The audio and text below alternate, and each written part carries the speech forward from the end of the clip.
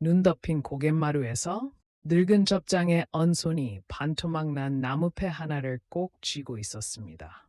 전대를 털어보니 엽자는 한 씩도 없고 남의 이름이 적힌 외상 쪽지와 VEE 종이만 우수수 쏟아지지 뭡니까. 성황당 돌무더기 맨 위에는 간밤 눈에 젖은 돌 하나가 새로 얹혀 있었습니다.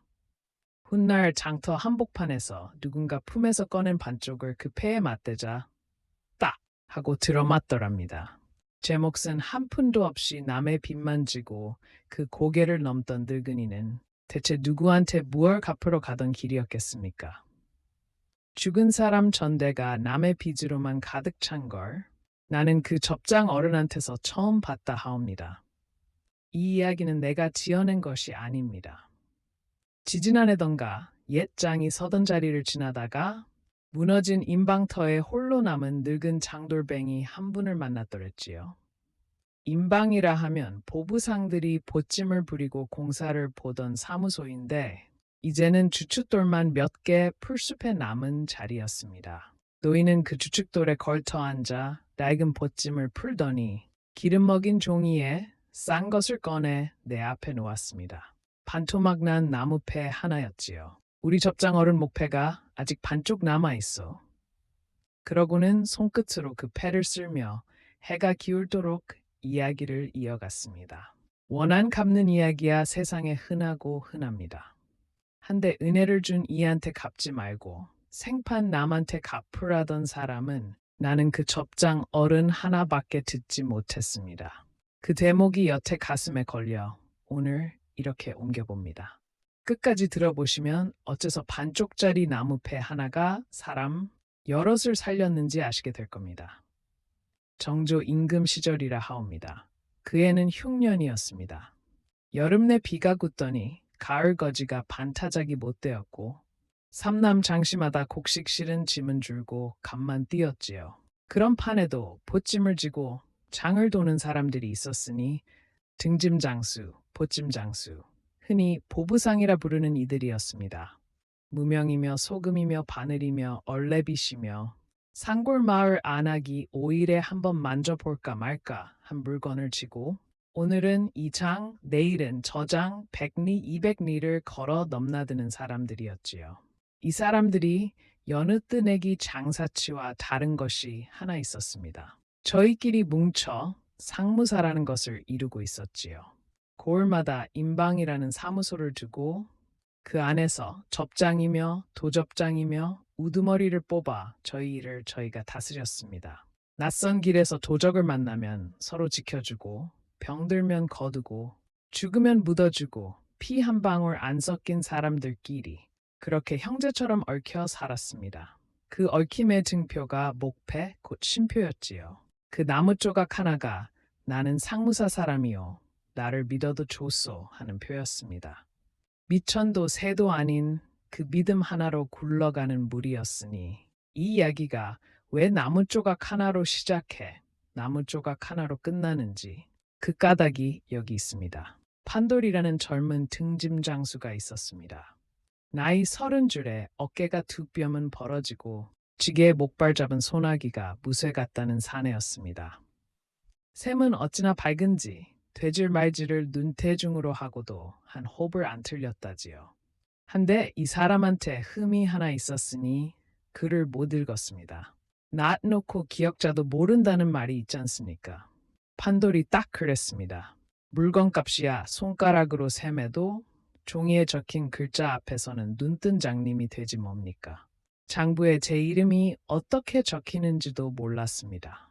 판돌이 지고 다니는 보찜이라는 게 산골 안악들 살림을 반쯤 쥐고 있었습니다. 바늘 한 쌈, 실 한 차례, 무명 한 필, 소금 한 앱박, 얼레빗에 동백기름. 5일에 한 번 서는 장을 못 나가는 두매골 사람들은 판돌 같은 등짐장수가 넘어오기만 기다렸지요.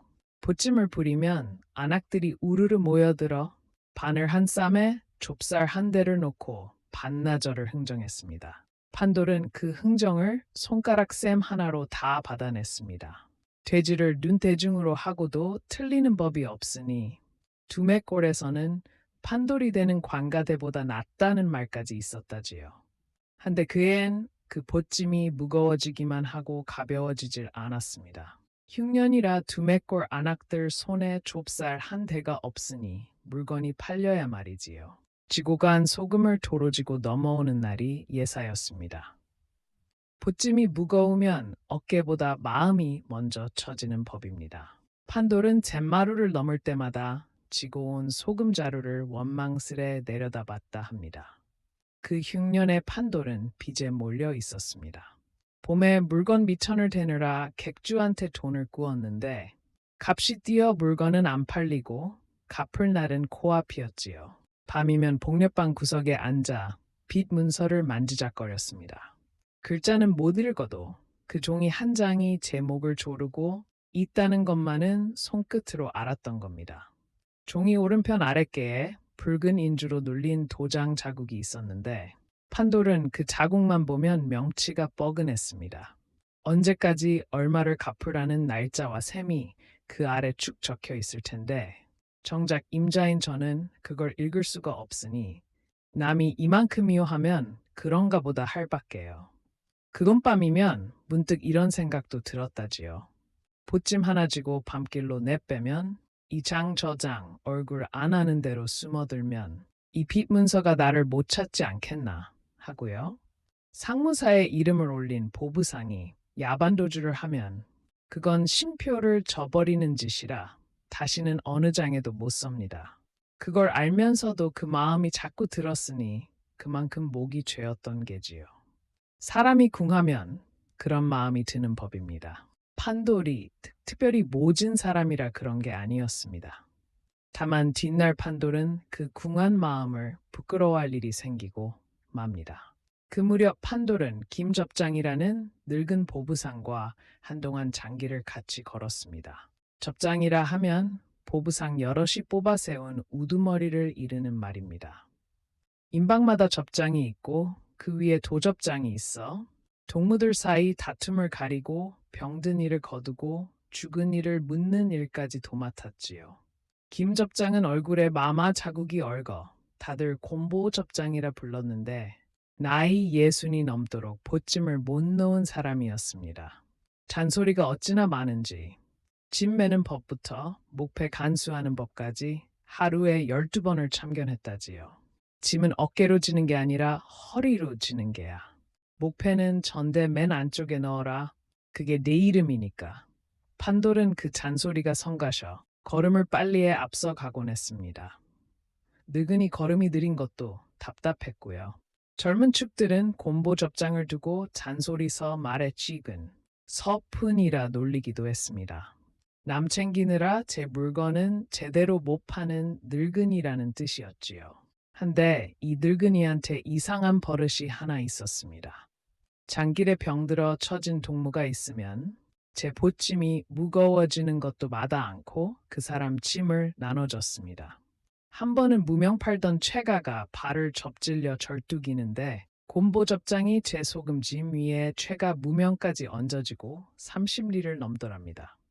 60 넘은 늙은이가 두 사람 몫을 쥐고 고개를 넘으니 보다 못한 판돌이 그 짐 이리 주시오 했더니 접장이 자네 짐도 무거운데 무슨 하며 안 넘기더랍니다. 알아 눕는 이가 있으면 제 팁을 헐어 약을 지어다 먹였고요. 그러면서도 정작 제 몸은 돌보질 않아 헌등거리 하나로 초겨울 된 바람을 그냥 맞고 다녔지요. 판돌이 하루는 어른, 그러다 어른 먼저 돌아가시겠소 했더니 곰보 접장이 얽은 얼굴로 씩 웃으며 이러더랍니다. 나야 어차피 빌린 몸인데 아껴 뭘 하누. 빌린 몸이라니 그게 무슨 소린가. 판돌은 노망든 소리려니 하고 흘려들었습니다. 또 하나, 고갯마루 성황당을 지날 적마다 이 늙은이는 반드시 돌 하나를 주어 돌무더기 위에 얹었습니다. 성황당 돌무더기라는 게 고개 넘는 길손이 무사히 넘게 해달라고 돌 하나씩 얹고 침 뱉고 가는 흔한 선왕이었지요. 남들은 그저 습관으로 툭 던지고 가는데 곰보접장은 마땅한 돌을 한참 고르고 두 손으로 얹고 잠깐 눈을 감았다 갔습니다. 판돌이 무슨 소원을 그리 정성으로 비시오 물으니 접장은 소원 비는 게 아닐세. 가품을 헤아리는 게지 하더랍니다. 이번에도 판돌은 그 말뜻을 몰랐습니다. 몰라도 그만인 소린 줄 알았던 게지요. 그 고개가 읍내장에서 상골장으로 넘어가는 잿마루였습니다. 초겨울 들며 눈이 잦아 나이 든 사람은 넘기를 꺼리는 길이었지요. 그날도 두 사람은 그 고개를 넘을 참이었습니다. 저물녘 잿마루 못 미쳐 주막에서 판돌이 먼저 곯아 떨어졌는데 곰보접장은 등잔 밑에서 무언가를 한참 헤아리다 판돌이 깨기 전에 보찜을 쥐고 먼저 길을 나섰습니다. 늙은 걸음이 느리니 먼저 가마 하는 말만 주막 주인한테 남기고요. 판돌은 그날따라 노곤해 접장이 나가는 기척도 못 들었다 합니다. 그게 산 접장의 마지막 걸음이었지요. 이튿날 새벽, 밤새 눈이 왔습니다. 새벽 공기가 칼 같았습니다. 밤새 온 눈이 무릎까지 쌓여 한 걸음 뗄 때마다 정강이가 시렸지요. 잿마루가 가까워질수록 판돌은 걸음이 빨라졌습니다. 어젯밤 접장이 먼저 나섰다는데 이 눈에 늙은 몸으로 고개를 넘었을까 싶어 마음이 급했던 겁니다. 판돌이 잿마루 성황당 못미처에 이르렀을 때 눈밭에 검은 것이 하나 엎어져 있었습니다. 처음엔 누가 벗어놓은 보찜인가 했지요. 눈을 뒤집어서 등성이만 봉긋한 것이 꼭 짐짝 같았으니까요. 가까이 가보니 곰보접장이었습니다. 판돌은 어른 하고 부르며 달려갔습니다. 대답이 없었습니다. 늙은이는 눈 위에 모로 누워 이미 몸이 굳어 있었습니다. 밤새 된 바람에 눈보라가 몰아쳤으니 헌 등거리 한 겹으로 잿마루를 넘다 그에 얼어버린 게지요. 보찜은 등에 그대로 진 채였습니다. 얼어 죽는 마당에도 물건은 안 부린 겁니다.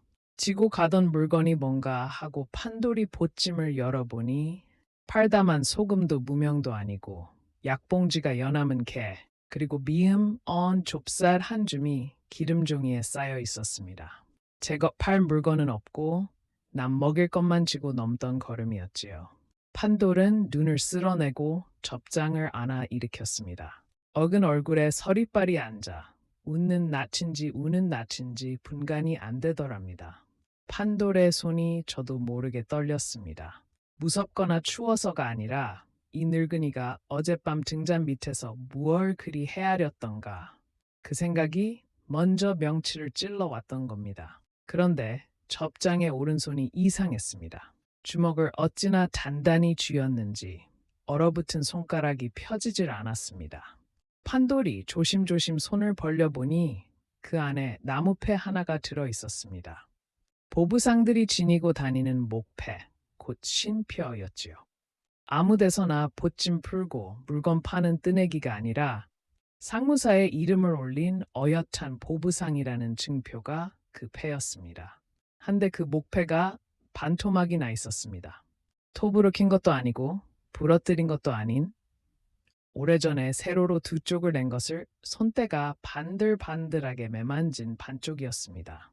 성한 목패를 반으로 쪼개 그 한쪽만 지니고 다닌 셈이지요. 판돌은 그 반쪽 패를 손바닥에 올려놓고 한참을 들여다봤습니다. 왜 멀쩡한 신표를 반으로 잘랐을까? 나머지 반쪽은 어디 있을까? 그날 잿마루에서는 그 물음의 답을 판돌도 나도 알지 못했습니다. 접장을 엎고 고개를 내려오는데 등에 진 늙은이가 어찌나 가볍던지요. 판돌은 걸음마다 생각했습니다. 이 어른이 성한 밥 한 끼를 언제 자셨던가. 제떼을 헐어 남약을 쥐어 먹이면서 정작 저는 헌등거리로 눈보라를 맞으면서 대체 무엇을 그리 갚으려던 사람인가.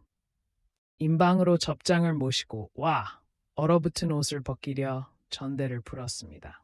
보부상이 허리에 두르는 전대라는 게 하루판 물건값이며 미천이며를 넣고 다니는 주머니입니다. 늙은 접장이 60 넘도록 장을 돌았으니 많든 적든 무언가는 있으려니 했지요. 한데 전대를 털어보니 엽전은 한도 없었습니다. 대신 종이 쪽지가 우수수 쏟아졌습니다. 판돌은 그 쪽지를 방바닥에 늘어놓고 들여다봤습니다. 허나 글을 못 읽으니 무슨 종이인지 알 도리가 없었지요. 마침 인방을 지키던 늙은 서기가 한 장을 집어 읽더니 눈이 휘둥그레졌습니다. 이건 자네 접장 물건이 아니야. 죄 남의 이름이 적힌 외상 쪽지구먼. 이건 부의 종이고, 아니, 이 늙은이가 남의 빚을 이렇게나 지고 다녔단 말인가. 서기는 쪽지를 한 장 한 장 넘겨보며 혀를 내둘렀습니다. 전대 안쪽 깊은 데를 마저 뒤지니 거기서 나온 것도 엽전이 아니라 잘 마른 좁쌀 한 줌과 씨앗 봉지 몇이었습니다. 앓는 이 미음 쑤어줄 좁쌀이었지요.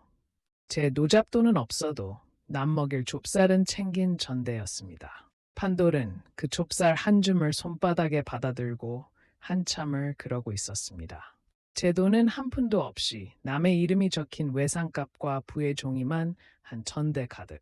판돌은 그 쪽지 무더기를 내려다보며 어젯밤 등잔 밑에서 헤아리던 늙은이의 굽은 등을 떠올렸습니다. 무언가 큰 것이 이 반쪽 목패와 이 남의 빚, 무더기 사이에 숨어 있다는 것만은 글 못 읽는 판돌도 명치로 알았습니다.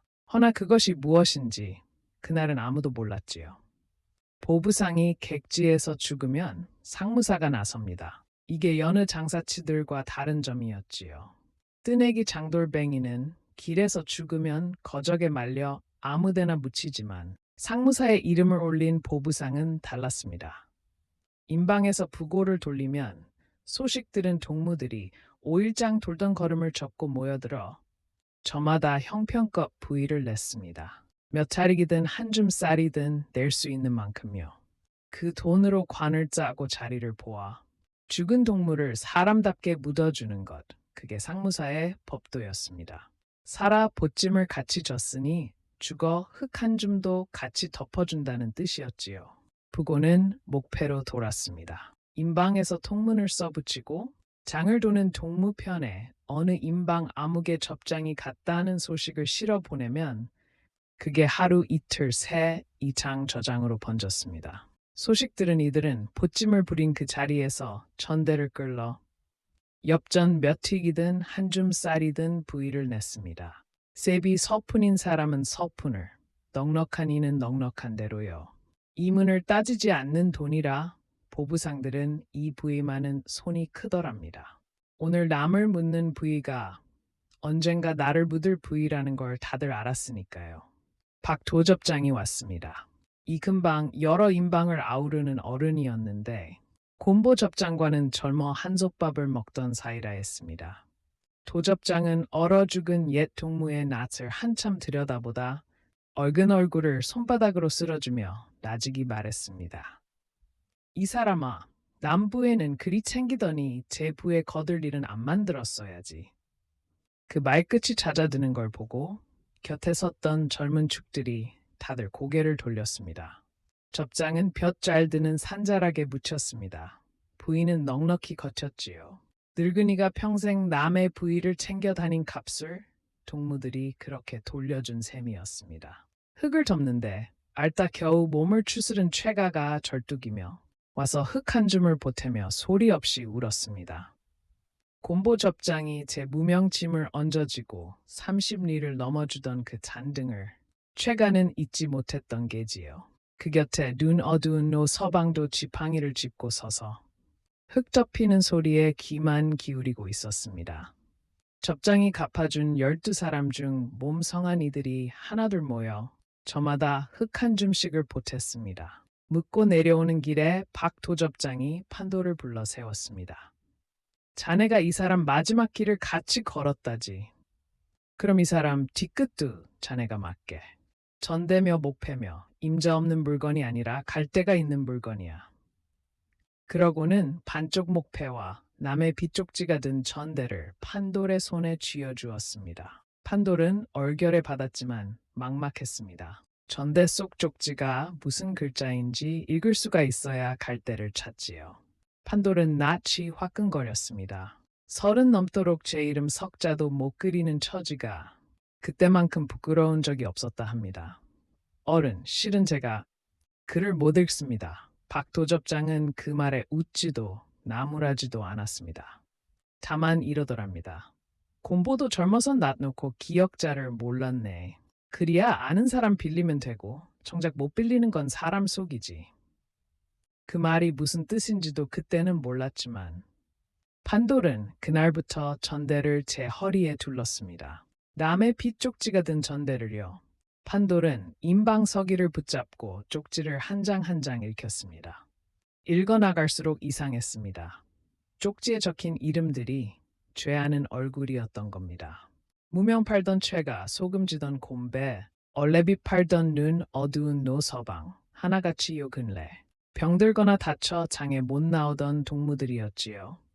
최가는 지난 여름 발을 접질려 2달을 누웠고 노서방은 눈이 어두워 밤길에 도랑에 굴러 팔이 부러졌더랬습니다. 판돌도 그 소식은 다 들어 알았지만 소식만 알았지 그 뒤딜은 몰랐던 겁니다. 그런데 그이들이 진 외상값이 어느 틈에 죄 갚아져 있었습니다. 그 쪽지들은 그이들이 객주에 진 외상값을 적은 것이었습니다. 이게 다 뭐요? 이 사람들이 접장 어른한테 빚을 졌단 말이요? 서기가 고개를 저었습니다. 거꾸로일세. 이건 이 사람들이 객주에 진 외상인데 자네 접장이 대신 갚아주고 그 쪽지를 걷어온 걸세. 여기 이 도장 눌린 자국 보이나? 갚았다는 표야. 판돌은 도장 자국은 봤지만 글자는 못 봤으니 그 말을 곧이곧대로 믿을 밖에요. 곰보 접장이 알아누운 동무들 외상값을 제 씹을 헐어 하나씩 갚아주고 다녔다. 그 말이었습니다. 판돌은 방바닥에 늘어놓은 쪽지를 세어봤습니다. 12장. 12사람의 빚을 정작 제 전대엔 엽전 한 탭 없는 늙은이가 지고 다닌 겁니다. 샘 밝은 판돌이었지만 이 샘만은 아기가 맞질 않았습니다. 남의 빚 12장을 갚아주고 저는 헌등거리로 얼어 죽는 셈이 대체 어느 장부에 맞아 떨어진단 말입니까?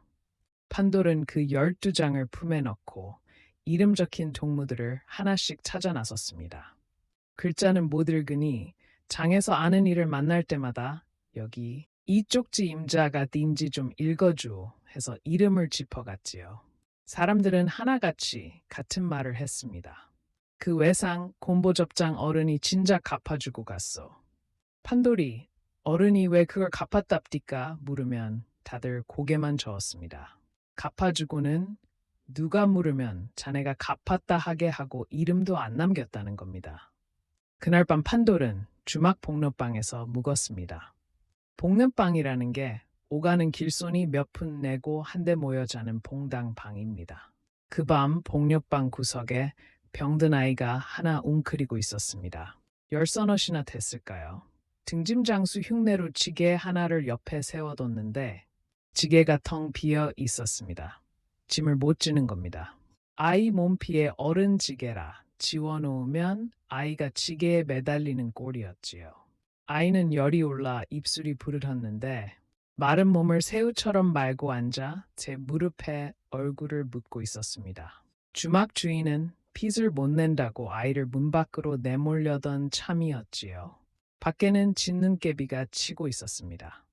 덕이라고 어미 잃고 떠도는 앤데 얼마 전 어떤 장군이 데려와 보찜지는 법 가르쳐준다더니 병들자 내빼버렸지 뭐요. 주막 주인이 혀를 차며 그랬습니다. 그러다 곁에 다른 보찜꾼이 목소리를 낮춰 이런 말을 흘렸습니다. 요새 그런 일이 흔해. 지난 장에도 소금지던 곰배가 길에서 알아눕자 한 객주가 장바닥에 병자를 들이면 재수가 없다고 사람을 시켜 고갯길 밖에다 내다 버렸다더구먼. 죽었는지 살았는지 아는 이도 없어. 부찜꾼은 진저리를 치며 덧붙였습니다. 그 객주 밑에서 물건 넘기는 우리야. 그런 꼴을 봐도 입을 다물 밖에. 입 한 번 잘못 놀렸다간 다음 장부터 물건값을 후려잡히니까. 그러니 다들 못 본 척, 못 들은 척 하는 게지. 판돌은 그 말에 명치가 서늘해졌습니다. 곰배라면 전대 쪽지에 이름이 있던 그 곰배가 아닙니까? 병들어 길에 버려졌다는 그 곰배를 곰보 접장이 어찌했기에 쪽지에 갚아진 채로 전대에 들어 있었을까? 판돌의 머릿속에서 실한 오라기가 당겨지기 시작했습니다. 그리고 동시에 판돌은 제 부끄러운 속이 들켜버린 것 같았습니다. 그런 밤이면 보찜지고 밤길로 내빼고 싶던 제 마음이 병든 동물을 길에 버린 그 손하고 뭐가 그리 다른가. 판돌은 그 밤 부르튼 입술로 웅크린 덕이를 차마 문 밖으로 내보내지 못하고 제밥을 헐어 아이목 죽 한 그릇을 시켰습니다. 손이 저 혼자 그리하더랍니다. 곰보접장이 늘 그러던 것처럼요. 이튿날 판돌은 곰배가 버려졌다는 고갯길 밖을 찾아 나섰습니다. 눈이 무릎까지 빠지는 골짜기를 반나절 헤맸습니다. 인적이라곤 없는 산자락에 다 쓰러져가는 순막 하나가 눈에 묻혀 있었지요. 예전에 숯 굽던 이가 버리고 간 움막이었습니다. 판돌이 문이랄 것도 없는 거적을 들추니 안에서 인기척이 났습니다. 곰배였습니다. 한데 곰배는 죽지 않았습니다. 마른 풀을 두툼이 깐 자리에 누워 화로에 데운 미음을 넘기고 있었지요. 머리맡엔 약봉지가 연함은 개놓여 있었습니다. 판돌이 놀라 자네 길에 버려졌다더니 어찌 여기 일이 있나 물으니 곰배가 판돌의 손을 붙잡고 눈물부터 흘렸습니다. 곰보접장 어른이 나를 업어다 여기 뉘었네. 사람을 사서 약을 대고 미음을 쑤어 나르고 내 외상값까지 대신 갚아주고 그러고는 며칠 전 자네 약값이 아직 남았으니 산골 장에 다녀와 마저 채워 옴새하고 그 잿마루를 넘어가셨는데 그 길로 소식이 없어. 곰배는 이런 말도 했습니다. 접장이 마지막으로 다녀갈 적에 화로에 좁쌀을 앉히며 이러더라고요. 이 약이 떨어지기 전에 내 다시 옴새. 산골장에 자네 약값 남은 걸 마저 채우러 가는데 잿마루만 넘으면 금방이야. 그러고는 헌등거리 자락을 여미고 나서는데 곰배가 어른 눈 오는데 하룻밤 묵고 가시오 하니 접장이 얼근 얼굴로 웃으며 늙은 몸 아껴 뭘 하노. 어차피 빌린 몸인데 하더랍니다. 그게 곰배가 들은 마지막 말이었습니다. 판돌은 그 자리에 주저앉을 뻔했습니다. 곰보 접장이 잿마루에서 얼어 죽던 그 걸음이 바로 이 곰배의 약값을 마저 갚으러 가던 길이었던 겁니다. 남의 빚을 지고 남의 약값을 채우러 60 넘은 몸으로 눈보라치는 고개를 넘다 그리 된 것이었지요. 하룻밤만 묵고 갔어도 살았을 것을 약이 떨어질까봐 그 밤에 기어이 고개를 넘은 것이었습니다. 돌아오는 길 판돌은 그 잿마루 성황당 앞에 멈춰섰습니다. 접장이 늘 돌 하나를 정성으로 얹던 그 돌무더기 말입니다. 그 맨 위에 다른 돌들과 빛깔이 다른 돌 하나가 얹혀 있었습니다. 눈에 젖어 아직 마르지 않은 새 돌이었지요. 다른 돌들은 서리를 뒤집어서 허옇게 새었는데 그 돌 하나만은 물기가 남아 검게 젖어 있었습니다. 접장이 얼어 죽던 그 밤 잿마루를 넘으며 마지막으로 얹고 간 돌이었습니다.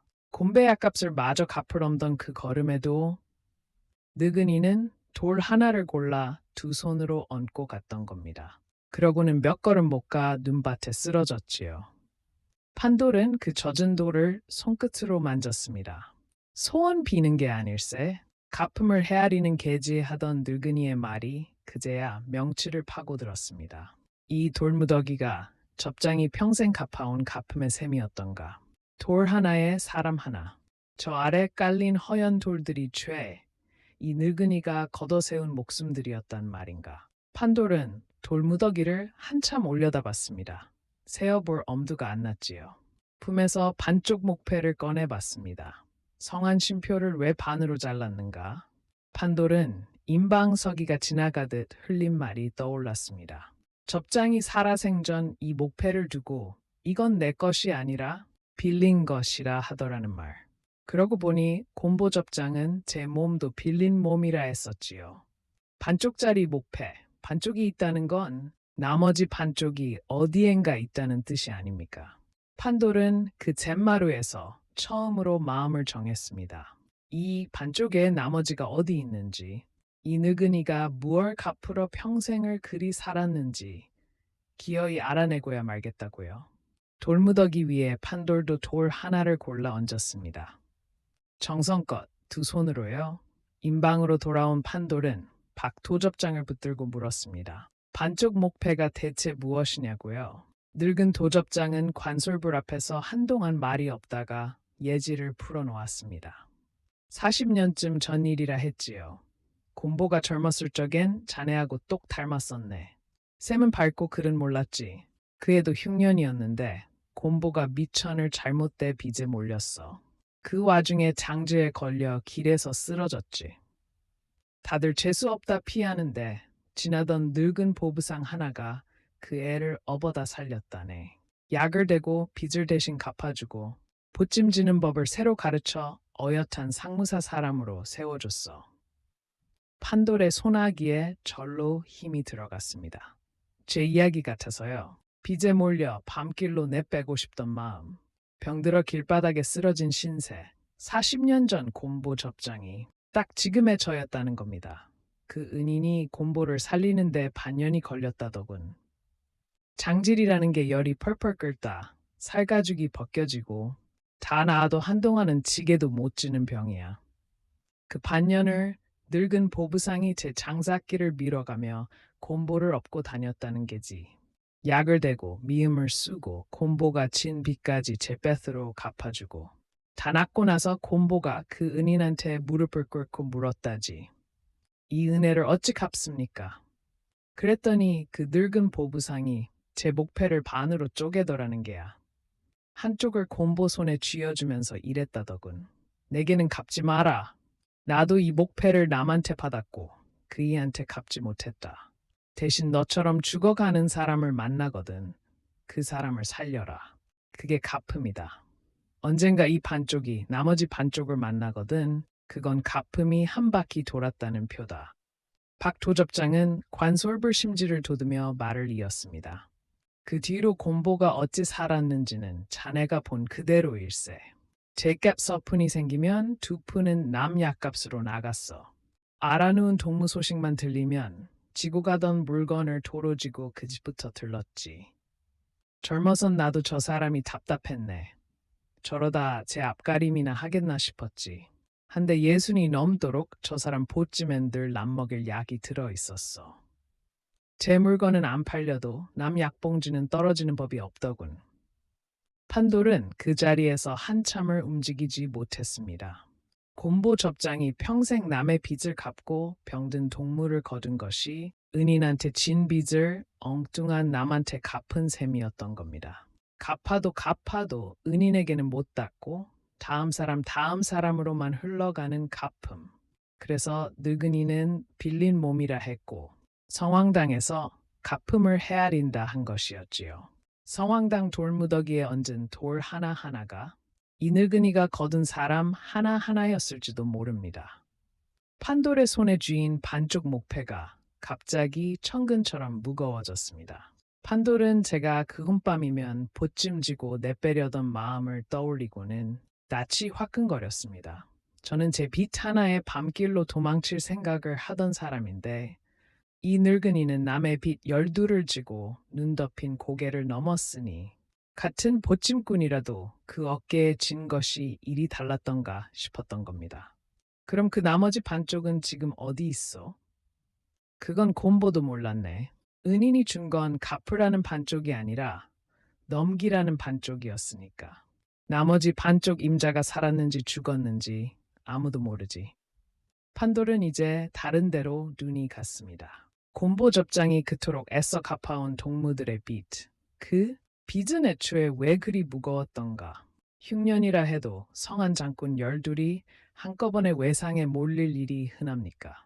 판돌은 장을 돌며 사람들 말을 주워 담기 시작했습니다. 말은 죄 한 곳을 가리켰습니다. 한 객주였습니다. 한 객주라는 이가 이 근방 장시에서 물건을 받아 되넘기는 큰 상인이었는데 흉년든 뒤로 하는 짓이 달라졌다는 겁니다. 보부상들이 물건을 부리면 값이 없다, 안 팔린다 하며 물건값을 반이반으로 후려쳤습니다. 등짐장수야 그 자리서 현물을 넘겨야 다음 장 미천이 돈이 울며 겨자 먹기로 헐값에 넘길 밖에요. 그러고도 모자라 넘긴 값의 일부를 구문이라는 명목으로 또 뗐습니다. 그렇게 후린 차액이 고스란히 한 깃 주머니로 들어갔지요. 판돌도 그 광경을 제 눈으로 봤습니다. 어느 장날 무명한 짐을 부린 최가한테 한 객주가 하는 양을 봤지요. 이 무명이 올이 성그러 제값을 못 받네. 흉년이라 사갈 사람도 없고 내 인정으로 이만큼 쳐줄 테니 넘기려거든 넘기고 싫으면 도로 지고 가게. 그러면서 부르는 값이 반의 반이었습니다. 최가가 새파랗게 질려 그 값이면 미천도 안 나옵니다 하니 한 객주는 곤방대만 툭툭 털며 딴청을 부렸지요. 지고 온 무명을 도로 백리기를 지고 넘을 수는 없으니 최가는 결국 그 값에 넘겼습니다. 넘기고 돌아서는 최가의 잔등이 짐을 부렸는데도 더 굽어 보이더랍니다. 그렇게 미천이 마른 최가는 다음 장 물건을 대느라 도로 한 객주한테 외상을 졌지요. 목을 조이는 올가미가 그렇게 돌아갔습니다. 한데 더 고약한 건 그 다음이었습니다. 헐값에 몰린 장꾼들이 미천이 마르니 도로 한 객주한테 외상을 지게 되고 그 외상에 또 이문이 붙고 그렇게 목이 조이다 병이라도 나면 한 객주는 장바닥에 병자를 두면 다른 장꾼이 안 붙는다며 앓는 동물을 장 밖으로 내몰았습니다. 소금지던 곰배가 고갯길 밖에 버려진 게 바로 그 손이었습니다. 곰보 접장이 갚아준 12사람의 외상이 죄한 객주가 후려 만든 빚이었던 겁니다. 이 늙은이가 12를 갚는 동안 저쪽은 12를 후려 채웠구먼. 판돌은 전대를 다시 쏟아 쪽지를 한 장 한 장 서기한테 읽혔습니다. 이제는 그 쪽지들이 예사로 보이질 않았습니다. 한 장 한 장이 다 곰보 접장이 어느 앓는 동무 머리맡에 앉아 제법을 헐어 대신 갚아준 자국이었으니까요. 12장을 다 읽어갈 무렵 그러다 한 장에서 서기의 손이 멈췄습니다. 이건 다른 쪽지들하고는 결이 다르네. 이건 갚았다는 표가 아니라 아직 안 갚은 어음이야. 그것도 자네 접장 이름으로 한 객주 앞으로 된 걸세. 곰배목 외상을 마저 갚겠다고 곰보가 제 이름으로 떠하는 게지. 잿마루 넘어 상골장에 다녀와 이걸 마저 채우려던 거야. 판돌은 그 어음을 손끝으로 만졌습니다. 종이 끝이 손을 많이 타 보풀보풀했습니다. 늙은이가 이 한 장을 얼마나 여러 번 꺼내봤는지 손때만 봐도 알만했지요. 글자는 못 읽어도 이 한 장이 늙은이를 잿마루로 밀어 올린 마지막 짐이라는 건 알 수 있었습니다. 곰보 접장은 남이 후려 만든 빚을 제 이름으로까지 떠안고 그걸 갚으러 얼어 죽은 것이었습니다. 죽으면 그 빚도 같이 묻힐 것을 굳이 산골장까지 넘어가 채우려 한 것은 죽어서도 그 셈을 남 앞에 어긋난 채로 두고 싶지 않았던 게지요. 신이라는 게 이 늙은이한테는 목숨보다 무거웠던 모양입니다. 이튿날 박 도접장이 인방공사청의 서기와 판도를 불러 셈을 맞췄습니다. 상무사에는 물건이 오간 셈을 적어두는 장부가 있었습니다. 어느 장에서 누가 무슨 물건을 얼마에 넘겼는지 인방서기가 그날 적어두는 것이었지요. 도접장은 그 장부를 몇 해치 펴놓고 곰보접장이 갚아준 외상값 총합과 그 12사람이 한 객주한테 후려잡힌 물건값 차액을 나란히 셈했습니다. 판돌은 글은 못 읽어도 셈은 밝은 사람 아닙니까? 서기가 장부의 수를 소리내어 부르면 판돌은 그 수를 손가락 마디로 짚어 머릿속에 쌓았습니다. 한쪽엔 12사람이 후려잡힌 값, 한쪽엔 곰보가 갚은 값. 돼질 눈대중으로 한 호흡을 안 틀리던 그 셈 솜씨로 두 무더기를 맞대 보는데 두 셈이 신통하게도 아기가 맞아떨어졌습니다. 한 객주가 왼손으로 후린 만큼을 곰보 접장이 오른손으로 도로 메워온 셈이었지요. 장부에 적힌 것은 물건값인데 판돌의 눈엔 그게 한 늙은이가 제 몸을 갈아채운 세월로 읽혔습니다. 글자는 못 읽어도 그 셈만은 판돌이 세상 누구보다 정확히 읽었습니다. 보게, 곰보가 갚은 빚과 한 객주가 후린 이문이 거의 한 셈이야. 이 늙은이는 저쪽이 부당하게 뜯어낸 만큼을 제 몸을 갈아 도로 메워온 걸세. 저쪽이 후리면 이쪽이 갚고 저쪽이 버리면 이쪽이 거두고 한평생을. 셈이 맞아떨어지자 판돌의 가슴엔 두 가지가 한꺼번에 차올랐습니다. 하나는 늙은 접장에 대한 먹먹함이었고 하나는 한 객주에 대한 분함이었지요. 판돌은 그 어음과 쪽지를 챙겨 한 객주를 찾아갔습니다. 따지려던 것이었습니다. 한데 한 객주는 판돌이 입을 떼기도 전에 먼저 웃으며 종이 한 장을 내밀었습니다. 판돌의 빚 문서였습니다. 봄에 자네가 미천고 간 그 문서 원래 임자한테서 내가 사들였네. 이제 자네가 갚을 때는 나야. 한 객주는 느긋하게 곰방대를 물었습니다. 듣자니 자네가 곰보 그 늙은이 뒤끝을 캐고 다닌다지. 샘, 밝은 사람이 샘을 못하는구먼. 자네 빚이 이 문서에 적혀 있는데 자네는 이걸 읽지도 못하자는가. 여기 뭐라 적혔는지 알기나 하나? 판돌은 말문이 막혔습니다. 글자를 못 읽으니 그 종이의 제목을 조르는 무슨 올가미가 적혀 있는지 알 도리가 없었지요. 갚을 날이 언제로 적혔는지, 이자가 얼마나 붙었는지, 저 종이가 저를 어디까지 끌고 갈 수 있는지 임자인 저만 캄캄했습니다. 한 객주는 그 약점을 정확히 쥐고 있었습니다. 샘 밟기로 두매골에 소문난 판돌이 정작 제목에 걸린 샘 앞에서는 눈뜬 장님이라는 거려. 샘이야 자네가 낫지. 한데 샘은 종이에 적혀야 힘이 붙는 법이야. 자네 머릿속 샘은 관가에서도 안 쳐주고 상무사에서도 안 쳐줘. 이 종이 한 장이 자네 열 손가락 샘보다 무거운 게지. 한 객주는 곰방대 연기를 길게 뿜으며 웃었습니다. 이렇게 하지. 자네가 그 늙은이 일에서 손 떼고 보찜 접고 우리 집에 들어와 몸으로 빚을 갚으면 이 문서는 없던 걸로 함세. 마다하면 자네 이 빚 못 갚아 상무사에서도 쫓겨나고 장바닥에서도 못 서게 돼. 아, 그 반쪽 목패도 이참에 내게 넘기지. 임자 죽은 쉼표를 자네가 지녀 무엇하나. 판돌은 소나기에 반쪽 목패를 꽉 쥐었습니다. 목패도 빚 문서도 제 앞날도 죄의 사람 손바닥 위에 놓인 형국이었습니다. 샘은 그리 밝은 사람이 제 이름 석자를 못 읽어. 여기서 이렇게 발목이 잡히는구나. 한 객주는 쐐기를 박듯 한마디를 더 얹었습니다. 곰보 그 늙은이가 그리 살다 어찌 됐나. 남빚 갚아주다 제 몸 하나 못 건사하고 눈밭에서 얼어 죽었지 않나. 자네도 그 꼴 나고 싶은가? 신인이 뭐니 그거 다 배부른 소리야. 자네 코가 석자면서. 그 말이 고약한 것은 아주 틀린 말은 아니라는 데 있었습니다. 신의를 지키다 얼어 죽은 늙은이가 눈앞에 증거였으니까요. 판돌은 그 마루에 앉아 오래도록 입을 떼지 못했습니다. 나서면 제목이 먼저 달아나고 물러서면 접장 어른 억울함이 묻히고 어느 쪽으로도 발이 떨어지지 않았습니다. 잔등에 식은 땀이 배었습니다.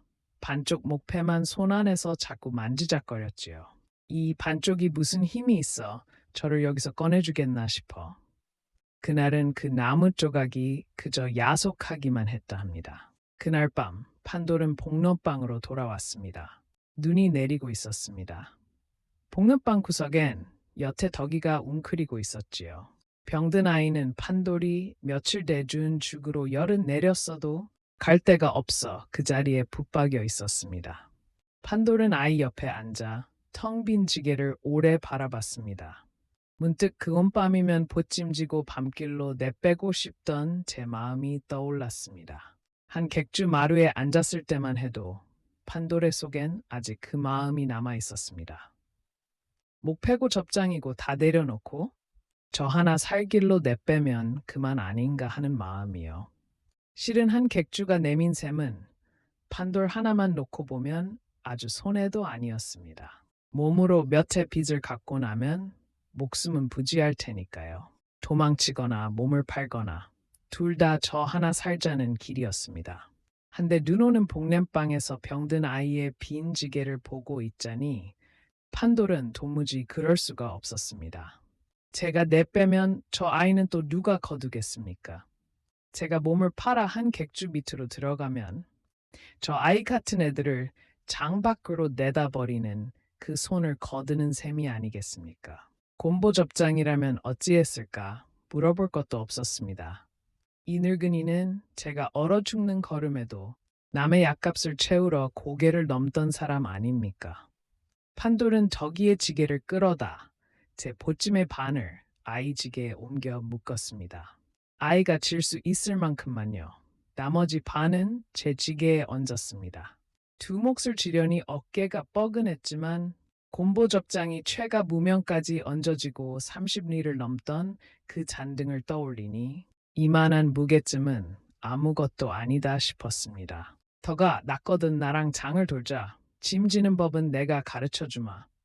짐은 어깨로 지는 게 아니라 허리로 지는 게다. 판돌이 그렇게 말해놓고 저도 흠칫했습니다. 곰보 접장이 저한테 노상하던 그 잔소리가 어느새 제 입에서 나오고 있었으니까요. 아이가 부르튼 입술로 판도를 올려다봤습니다. 열에 들뜬 눈이었지만 그 눈에 오랜만에 물기 아닌 다른 빛이 돌았습니다. 판돌은 그 눈을 보며 저도 모르게 반쪽 목패를 꺼내 손에 쥐었습니다. 이 반쪽을 한 객주한테 넘기느니 차라리 이 아이한테 넘기고 말겠다. 그 밤 판돌은 그렇게 마음을 정했습니다. 도망치는 대신 남을 지기로요. 이튿날 판돌은 인방으로 가 박 도접장 앞에 반쪽 목패와 전대를 죄 쏟아 놓았습니다. 그리고 상무사 도회를 정했습니다. 도회라는 게 금방 인방의 보부상들이 다 모여 큰 사안을 가리는 자리입니다. 신표를 지닌 이는 다 모이라는 통문이 돌자 여러 장에서 보찜꾼들이 저마다 목패를 지니고 인방마당으로 모여들었습니다. 병들었다 나은 곰배도 늙은 노 서방도 무명 팔던 최가도 왔습니다. 판돌은 그 한복판에 서서 샘은 밟되 글은 못 읽는 그 입으로 아는 것을 죄 풀어놓았습니다. 곰보 접장의 전대에서 나온 12장의 갚은 외상. 그 12사람이 한 객주한테 후려잡힌 물건값. 상무사 장부로 맞춰본 두 셈이 아기가 맞더라는 것. 그리고 곰배를 고갯길 밖에 버린 손과 접장이 그 곰배의 약값을 갚으러 잿마루를 넘다 얼어 죽은 일까지요. 판돌이 글을 못 읽으니 어음과 쪽지는 서기가 소리내어 읽었습니다. 마당에 모인 사람들의 낯빛이 한 장 한 장 읽힐 때마다 굳어갔습니다. 한 객주도 불려 나왔습니다. 처음엔 후덕한 낯으로 껄껄 웃으며 장돌뱅이 하나 얼어 죽은 걸 어찌 내게 씌우느냐 했지요. 내가 흉년의 값을 낮춰받은 게 죄라면 이 장바닥에 죄 없는 상인이 어디 있느냐고도 했습니다. 한데 서기가 한 객주 앞으로 댄 어음과 구문 뗀 장부를 나란히 읽어 내려가자 그 웃음이 차츰 거쳤습니다. 12사람에게서 후린 값과 곰보 접장이 그 12를 대신 갚느라 채운 값이 신통이 아기가 맞는다는 대목에서는 마당의 보찜꾼들이 하나둘 낮게 웅성거렸습니다. 제가 헐값에 넘긴 그 무명, 그 소금이 어디로 갔는지를 그제야 안 얼굴들이었지요. 판돌이 마지막으로 곰배를 앞으로 불러냈습니다. 곰배가 떨리는 손으로 제가 고갯길 밖에 버려지던 그 밤을 증언했습니다. 장바닥에 병자를 두면 다른 장꾼이 안 붙는다며 한 객주가 사람을 시켜 저를 들것에 실어 고갯길 밖 눈밭에 내려놓고 갔다고요. 그 눈밭에서 저를 업어다 살린 이가 곰보 접장이었다고. 곰배는 울먹이며 말했습니다. 살린 이는 얼어 죽고 버린 이는 저 마당에 멀쩡히 서 있다는 데 이르자 마당이 얼음처럼 조용해졌습니다. 박도 접장이 자리에서 일어났습니다. 우리 상무사가 무엇으로 뭉친 무리인가? 미천도 아니고 새도 아니고 신 하나로 뭉친 무리 일세. 병든 동물을 거두는 게 우리 법이고 죽은 동물을 묻는 게 우리 법이야. 한데 이 사람은 그 법을 정면으로 짓밟았어. 앉는 동물을 길에 버리고 그 값을 후려 제 배를 불렸네.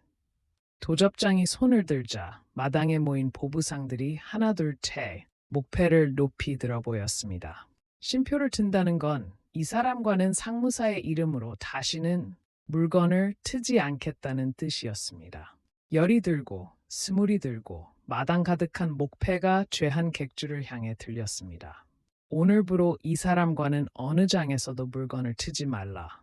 이 사람이 후려 쟁인 물건은 임자들에게 되돌리고 이 사람은 이 근방 어느 인방 마당에도 발을 들이지 못한다.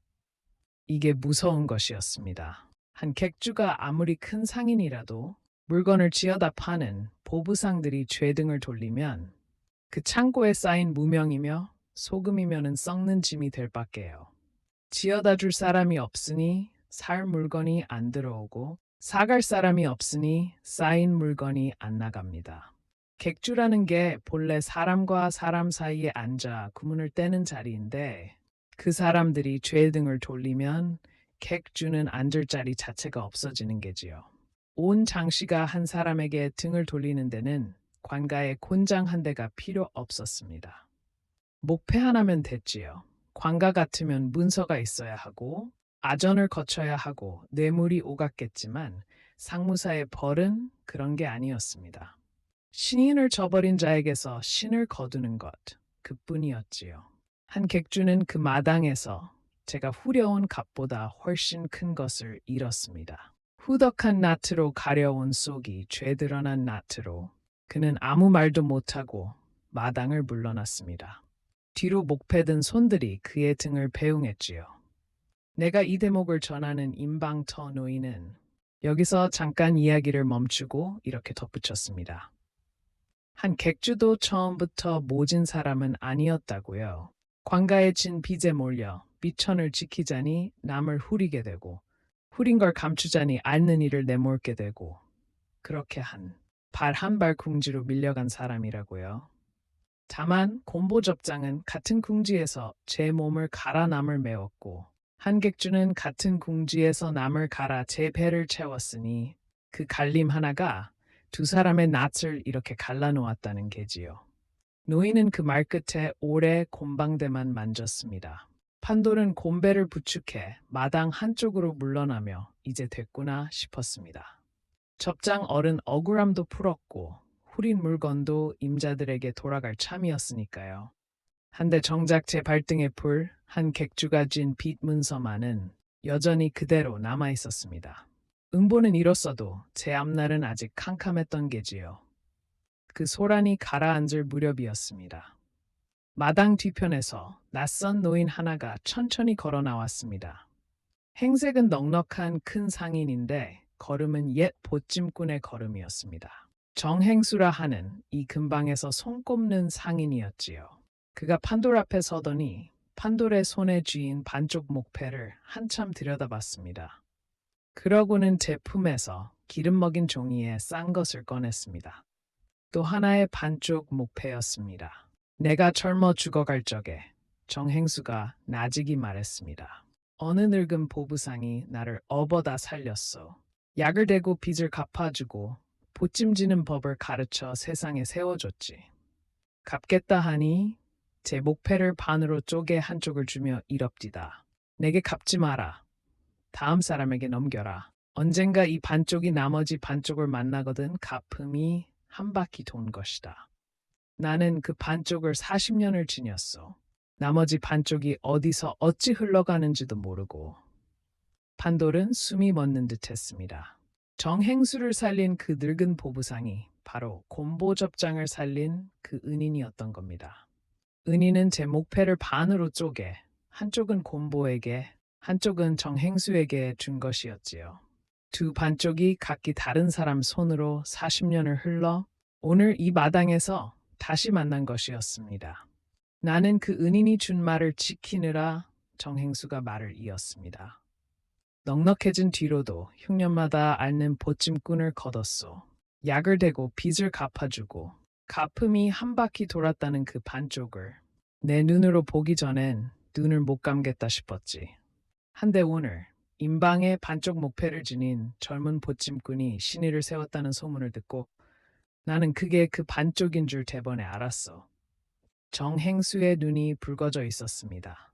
40년을 기다린 눈이었지요. 정행수가 제 반쪽을 판돌이 준 반쪽에 맞대었습니다. 딱 하고 들어맞았습니다. 갈라진 나뭇결이 한 오락이 어긋남 없이 이어져 두 반쪽이 한 장의 온전한 목패가 되었습니다. 나무를 쪼갤 때 생긴 결이란 게 세상에 꼭 하나뿐이라 다른 나무로는 흉내도 못 냅니다. 40년 손때가 앉은 두 조각의 결이 실오라기 하나 어긋남 없이 물리는 걸 보고 마당에 모인 사람들이 그 광경에 숨을 죽였습니다. 갚음이 한 바퀴를 돈 것이었지요. 은인에게서 곰보에게로.